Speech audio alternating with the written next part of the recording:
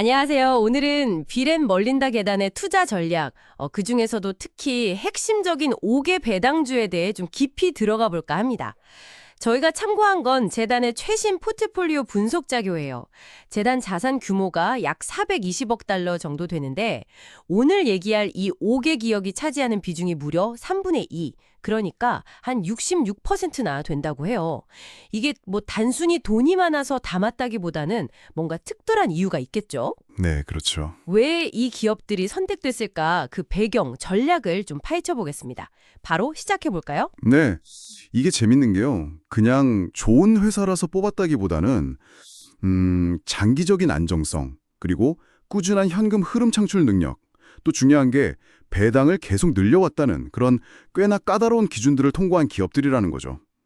단순 투자를 넘어서는 어떤 철학 같은 게 좀 보이는 것 같아요. 그 핵심 5개 기업 바로 마이크로소프트, 웨이스트 매니저먼트, 캐나다 내셔널 철도, 캐터필러 그리고 디어앤컴퍼니인데요. 네. 일단 가장 비중이 큰 약 25.6%를 차지하는 마이크로소프트 MSFT부터 볼까요? 뭐 빌 게이츠가 창업한 회사라는 그런 상징성도 있지만 요즘 AI랑 클라우드 성장세가 진짜 엄청나잖아요. 맞아요. 성장세가 무섭죠. 그리고 마이크로소프트는 20년 넘게 배당금을 꾸준히 늘려왔다는 점도 물론 중요하고요. 근데 이제 현재 시가 배당률, 그러니까 주가 대비 연간 배당금 비율은 0.6%대 정도로 사실 좀 낮은 편이에요. 아, 네. 낮아 보일 수 있죠. 네. 근데 이게 전부는 아니죠. 맞아요. 시가 배당률이 낮다는 건 그만큼 뭐랄까 주가 상승에 대한 기대감이 크다는 뜻으로도 볼 수 있고 또 하나 봐야 할 게 배당 성향인데 이게 28.4%로 꽤 낮아요. 배당 성향이라는 게 이제 번 돈 중에 얼마를 주주한테 배당으로 돌려주냐 이건데 이게 낮다는 건 그렇죠. 그러니까 기업이 번 돈을 배당으로 다 써버리는 게 아니라 AI나 클라우드 같은 그런 미래 성장을 위해서 충분히 다시 투자하고 있다는 의미로 볼 수 있고요. 또 동시에 앞으로 배당금을 더 늘릴 여력도 충분하다. 이런 신호로도 해석할 수 있는 거죠. 성장과 배당, 이 두 가지 균형을 맞추려는 전략으로 보입니다. 성장주 이야기에 이어서 포트폴리오의 또 다른 큰 축은 역시 안정성인 것 같아요. 두 번째로 비중이 높은 웨이스트 매니지먼트, WM, 이게 약 17.9% 정도 차지하는데 북미 최대 폐기물 처리 기업이죠. 네, 웨이스트 매니지먼트. 이 회사는 22년 연속으로 배당금을 인상해 왔고요. 2025년 기준으로 시가 배당률은 한 1.4% 수준 정도 됩니다. 근데 이 폐기물 처리라는 사업이 아시겠지만 경기가 좋든 나쁘든 꼭 필요한 필수 서비스잖아요. 그렇죠. 무조건 써야 하는. 네. 바로 그 점 때문에 현금 흐름이 굉장히 안정적이고 예측이 가능해요.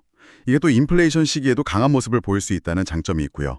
뭐랄까 일종의 경제적 해자, 모트를 딱 가지고 있는 셈이죠. 안정성 하면 또 빼놓을 수 없는 게 캐나다 내셔널 철도 CNI인 것 같아요. 비중은 한 12.8% 정도인데 여긴 배당 기록이 정말 대단하더라고요. 29년 연속 배당 인상에 다가 1996년 상장 이후로는 단 한 번도 배당을 멈춘 적이 없다고 해요. 네, 맞아요. 특히 그 2025년 기준 시가 배당률이 한 2.3에서 2.4% 수준으로 이게 S&P 500 평균의 2배가 넘는다는 점이 인상적이죠. 게다가 연평균 배당 성장률도 13% 내외로 상당히 높아요. 앞서 웨이스트 매니지먼트처럼 철도 역시 국가 기관 산업이니까 안정적인 수익 구조를 가지고 있거든요. 아, 그렇군요. 재단이 얼마나 이 꾸준한 현금 흐름을 중요하게 보는지 딱 보여주는 대표적인 사례라고 할 수 있습니다. 안정성, 성장성 외에도 또 실제 산업 현장을 움직이는 그런 전통적인 기업들도 포트폴리오에 딱 자리를 잡고 있어요.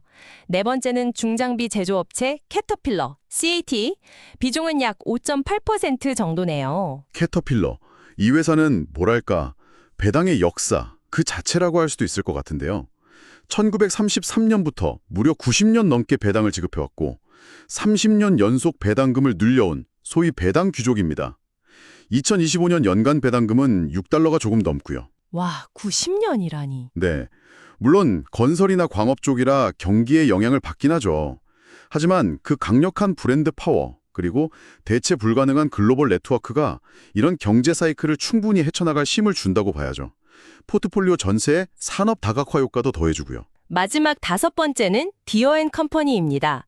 비중은 약 4% 정도인데 캐터필러랑 비슷하게 산업장비 쪽이지만 여긴 농업기계 분야에서 거의 뭐 절대 강자라고 할 수 있죠. 네, 디어앤컴퍼니. 여기는 최근 5년간 배당금을 2배 이상 늘리면서 연평균 18.2%라는 아주 놀라운 성장률을 보여줬습니다.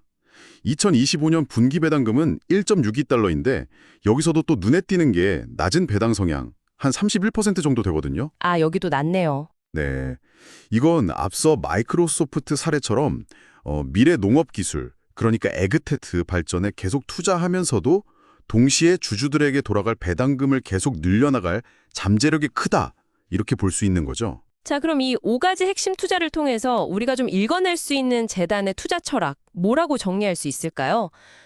확실히 검증된 우량주, 그리고 오랜 배당 성장 역사, 또 경기 방어적인 성격의 산업, 예를 들면 폐기물이나 철도 같은 거요? 네, 그렇죠. 그러면서도 성장 동력, IT나 첨단 농업 건설 같은 이런 산업 간의 조화가 딱 눈에 띄네요. 그리고 낮은 배당 성향으로 미래 투자 여력까지 확보하는 전략이고요. 정확합니다. 단순히 지금 당장 배당률이 높은 주식만 콕 집어서 고른 게 아니라는 거죠. 장기적인 관점에서 봤을 때 기업 성장을 통한 자본이득 가능성, 그리고 경기 변동에도 크게 흔들리지 않는 안정성, 또 인플레이션을 방어할 수 있는 꾸준한 배당금 증가 능력까지 이 모든 걸 종합적으로 고려한 상당히 정교한 전략이라고 평가할 수 있습니다. 물론 이렇게 소수 종목에 집중하는 전략 자체는 분산 투자 관점에서 봤을 때는 또 생각해 볼 지점이 있을 수 있겠죠. 결국 비랜드 멀린다 게이츠 재단의 이 핵심 포트폴리오는 단기적인 시장 흐름에 이렇게 막 흔들리기보다는 장기적인 가치와 꾸준한 성장을 믿고 투자하는 그런 전략을 보여주는 것 같습니다. 여러분의 투자 여정에서도 그냥 유명인의 포트폴리오를 따라하기보다는 그 안에 담긴 철학이나 전략을 이해하려는 노력이 더 중요하지 않을까, 그런 생각이 드네요. 네, 마지막으로 이런 질문 하나 던져보면서 마무리하면 어떨까 싶습니다. 게이츠 재단처럼 이렇게 오랜 기간 검증되고 또 배당을 꾸준히 늘리는 기존의 거대 기업에 대한 믿음이 이렇게 확고하다면 앞으로 다가올 미래에 변동성은 크지만 혁신을 이끌 잠재력을 가진 그런 아직 배당은 없는 그런 신생 성장 기업들의 아주 먼 미래에 대해서는 과연 어떤 관점을 가져야 할까? 한 번쯤 고민해 보시면 흥미로울 것 같습니다.